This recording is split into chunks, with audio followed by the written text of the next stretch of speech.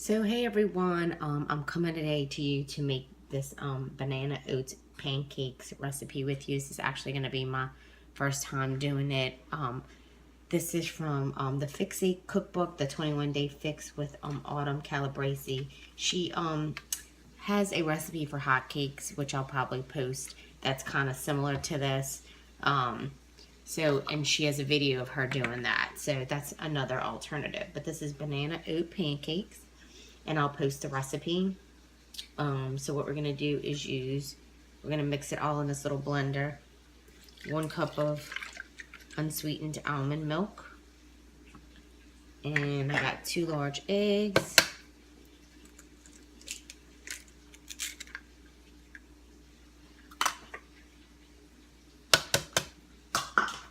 Sorry, I don't need this.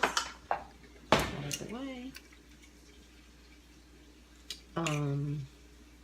Then we need 1 large ripe banana, which I kind of already mashed. And if your bananas aren't ripe, I put mine like in a bag and leave it there for a little while, and that kind of ripens them.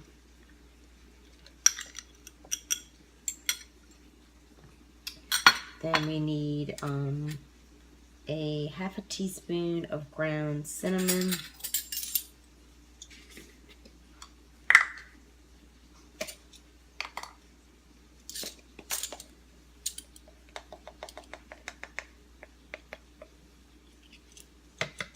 Obviously, if you want to add more cinnamon, you can. 1 teaspoon of vanilla extract, and if you want to add if you don't like vanilla and you want to add almond, I'm sure that's fine. But I'm just gonna do it just because it's called in the recipe. And this is gonna be equal to 1 yellow cup serving and half of a purple, which is the yellow is the carbs and the purple is for the fruit, and that's because we're going to top the pancakes with fruit.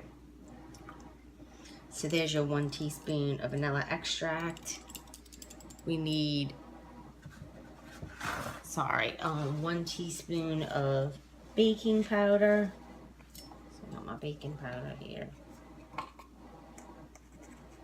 We also need, it calls for a half a teaspoon of extra virgin organic coconut oil. I probably didn't use that much, but I used it to grease the pan. If you're like, ugh, I can't do that, you probably could use a little butter, but I'd use very minimal butter, because you don't want to add all those calories. And then there's the butter's not really a good as good for you as the coconut oil. She calls for a dash of sea salt, which I forgot to get out.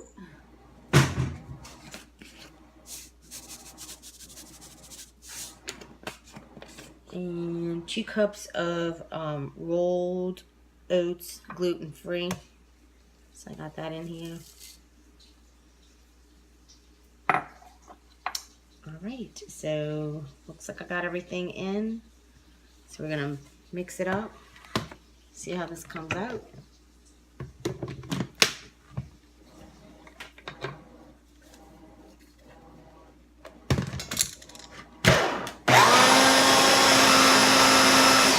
And you want to blend it so obviously it's smooth.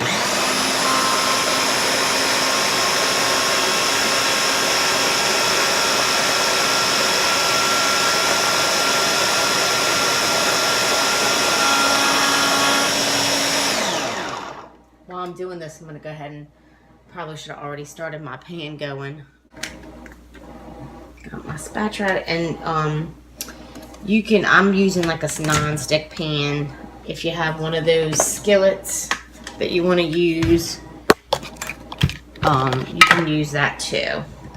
And then it says pour 1/4 of the cup of a batter onto the skillet and cook it for about 2 to 3 minutes. Or until it starts to bubble, and then you want to flip it. Do the same thing for that side, about 1.5 minutes, and then flip it. And then if you want your you want to top it with any kind of berry. If you want your berries to be kind of a little bit softer and more syrupy, you could actually throw that in the skillet.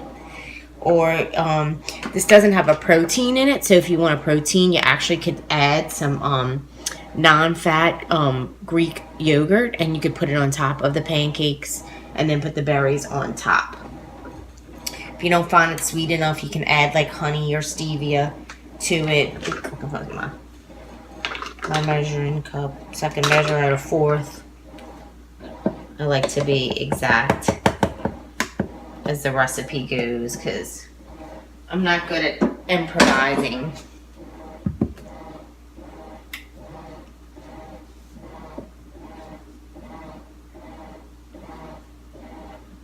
So my pan's hot, so I'm just gonna throw it in here. We'll see how these turn out. And if these make a lot, especially if you're just doing it for one person, you can freeze. They freeze well in the freezer, which is really good because that's like a meal prep thing you could have for several days. Or if you don't want that, you could obviously just have it for later. So I'll like bring my thing over here. Oop, forgot to turn my light on, huh?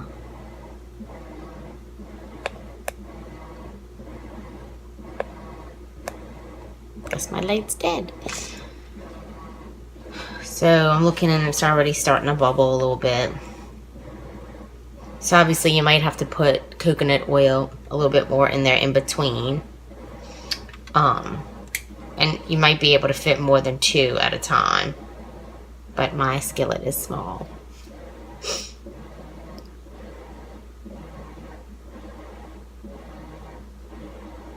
Alright, I think I'm just going to wait for these and I'll just show you the end product. And I hope you have a great day. Bye. This is banana oat pancakes.